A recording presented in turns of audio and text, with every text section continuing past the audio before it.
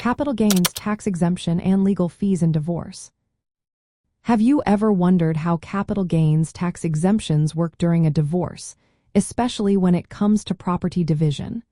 Let's break it down so you can navigate this complex area with ease.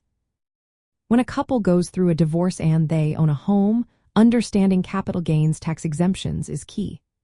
For married couples, there is an exclusion limit of up to $500,000 on capital gains when selling a primary residence. This applies if they meet certain conditions, like living in the home for at least 2 of the last 5 years.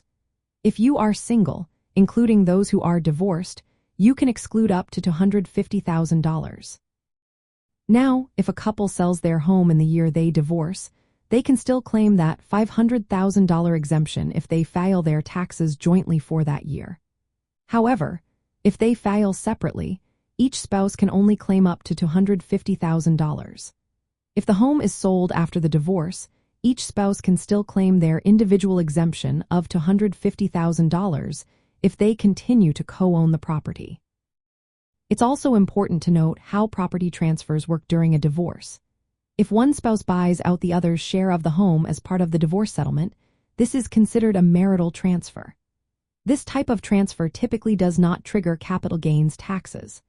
The Internal Revenue Service generally does not recognize gains or losses on property transfers between spouses or former spouses if these transfers are incident to the divorce. Now let's talk about legal fees. Generally, legal fees related to divorce are not deductible on personal tax returns. However, fees that are specifically related to property division or tax advice might be deductible in some situations. This is subject to specific tax laws and regulations, so it's wise to consult a tax professional. Legal fees can have a big impact on the financial side of a divorce settlement. They can reduce the total assets available for division, which may affect how property, including real estate, is divided. When negotiating a divorce settlement, it's essential to think about the tax implications of property transfers and sales.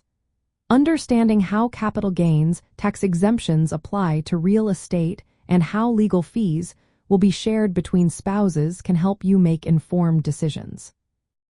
Navigating capital gains tax exemptions and legal fees during a divorce can be challenging, but with the right knowledge, you can manage the financial aspects more effectively.